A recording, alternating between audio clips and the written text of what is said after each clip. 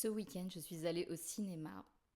En famille, c'était une première, avec ma fille de 6 ans. On était super contents de faire cette activité. Il pleuvait. On était censé voir un film tout mignon sur des lutins qui partent à la recherche du Père Noël. Accessible à partir de 4 ans, je le précise. Il s'avère que l'histoire était terrifiante. Mais alors, ma gamine, elle était en panique. On a failli sortir avant la fin. Il faut que je vous raconte l'histoire, quand même. Que vous me donniez votre avis, parce que... 4 ans, hein, je précise.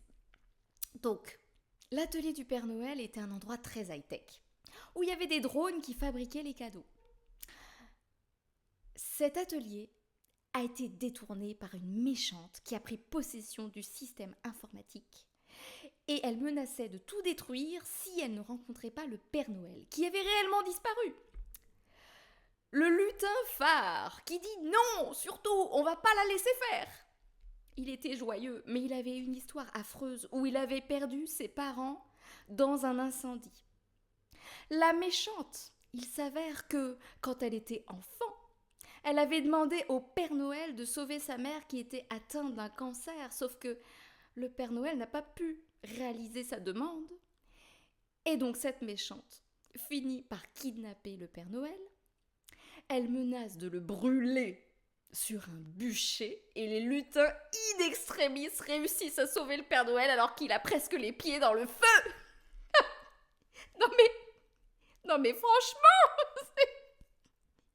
c'était quand même à partir de 4 ans. Il y avait des gamins dans le ciné qui étaient là, non, pas ça, pas ça. Non mais, en fait je ris, mais en fait je me questionne. À quel point regarder ce genre de choses influence l'adulte de demain?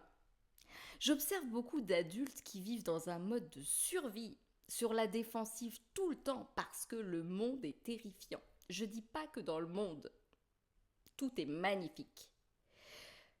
Mais je dis aussi que c'est une question de perspective. Si on considère que tout est terrifiant, que tout le monde est méchant, qu'on est en danger tout le temps, bien sûr que le monde nous semble terrifiant et on se protège tout le temps. Par contre, si on change de perspective, on peut voir aussi la beauté du monde. On peut faire d'autres choix. On peut choisir d'aller vers le beau. On peut choisir d'aller vers une autre perspective. Enfin, bref, je vous partage ça parce que, en fait, on est conditionné tout le temps. Tout le temps. D'où l'importance de prendre du recul. Et d'essayer de prendre des décisions à partir d'un autre endroit que celui du mode de survie. Cet endroit, c'est celui du cœur.